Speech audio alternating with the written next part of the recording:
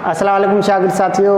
अॼु मां अव्हांजे लाइ क्लास 8 जी समाजी अभ्यास जे सब्जेक्ट खे सिलेक्ट कयो आहे ऐं उन जे चैप्टर नंबर 8 जो जेको आहे टॉपिक आहे पाकिस्तान जो नज़रियो यानी कि आइडियोलॉजी ऑफ पाकिस्तान।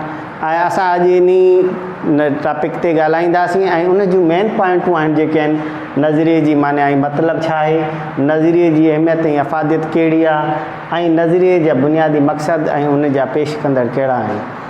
सभ खां पहिरीं नज़रिए जी माना, नज़रियो यानी कि जंहिंजी बुनियाद ते पाकिस्तान जो ठहियो, पाकिस्तान जेको ठहियो, पाकिस्तान जे ठहिण जो तसवर जेको ॾिनो वियो आहे उहो ई पाकिस्तान जो नज़रियो आहे।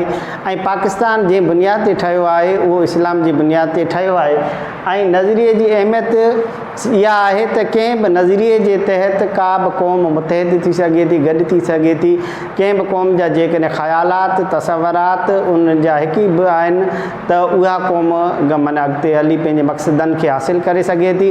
ऐं पाकिस्तान जे ठहिण में असांजे इन नज़रिए जे बुनियाद ते ई पाकिस्तान ठहियो आहे। ऐं अॻिते इन जो अफ़ादियत जेको मूं अव्हांखे ॿुधाई त पाकिस्तान जे ठहिण जो इन में वॾी जेको अहम हथु हो उहो असांजे त नज़रिए जो हो। नज़रिए जा बुनियादी मक़सद इहे हुआ त असां जिन बरे सग़ीर ते हिंदुस्तान ते 1947 खां अॻु में हिंदू ऐं मुसलमान गॾिजियल क़ौमूं हुयूं ऐं इन्हनि जे मथां जेका हुक्मरानी हुई अंग्रेज़नि जी हुई। ऐं अंग्रेज़नि खां आज़ादी हासिलु करण लाइ शुरू में त मुसलमान हिंदुअनि गॾिजी जदोजहद कई। पोइ जॾहिं अॻिते हली न ॾिठो त जेकॾहिं असां अक्सरियत में न हुजण जे करे, अक़लियत में हुजण जे करे जेकॾहिं असां हिकिड़ी खॾ मां निकिरूं था त ॿी खॾ में किरी था पऊं। यानी कि असां जेको आहे पंहिंजी ज़िंदगी खे, मुसलमान जेके पंहिंजी ज़िंदगी खे पंहिंजे आज़ाद मुल्क खां सवाइ इस्लामी असूलनि जे मुताबिक़ ज़िंदगी गुज़ारे न पिए सघिया। इन करे सर सैयद अहमद ख़ान सभ खां पहिरीं जेको आहे असांखे हिन नंढे खंड जे अंदरि बरे सग़ीर जे अंदरि जेको आहे हिंदू ऐं मुसलमान जेको आहे हिननि जे अलॻि अलॻि क़ौमनि हुजण जो तसवर ॾिनो त चयो त वाह हिंदू ऐं मुसलमान हिकु क़ौम न बल्कि ॿ क़ौमूं आहिनि।